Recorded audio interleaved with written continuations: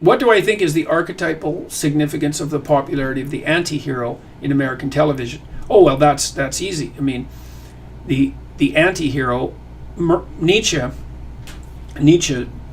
made the proposition that he said that morality is cowardice. Now, that's not exactly what he said. What he said in a more elaborated form is that very frequently people are afraid to do things, and they're often things that other people regard as bad, and because they don't want to admit to themselves that the reason they won't do those things that are regarded as bad is because they're cowardly, they pretend that it's because they're moral. And so often conventional morality is a consequence of conventional cowardice. And the problem with conventional cowardice is that it's not sufficient to solve serious problems. And so, for example, it's necessary for a man, and perhaps for a woman as well, to become a bit of a monster, or even a lot of a monster, in order to move through life successfully. And that doesn't mean precisely that you have to act out being a monster, but it means that you need to be able to be a monster when the circumstances demand it.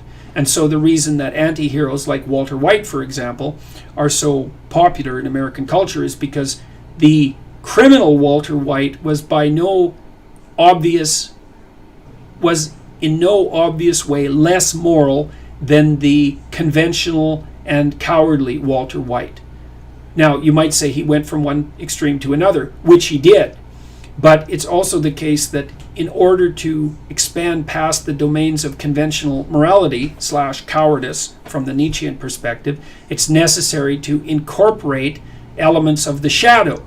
And that's in some sense what Nietzsche meant when he said that we need to go beyond good and evil. And it's certainly what Jung meant when he said that it's necessary for someone who wants to burst forth from the potentially pathological confines of their conventional persona into the journey towards individuation and the development of the self, was that the shadow had to be incorporated.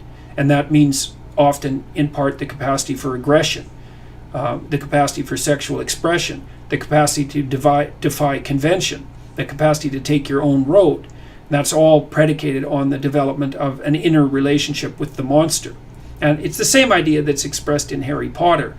Harry Potter is actually able to combat Voldemort, who's essentially Satan for all intents and purposes, because he has a piece of evil lodged firmly within him.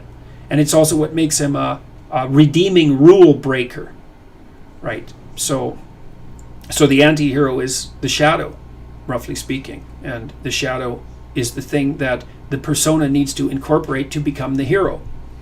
So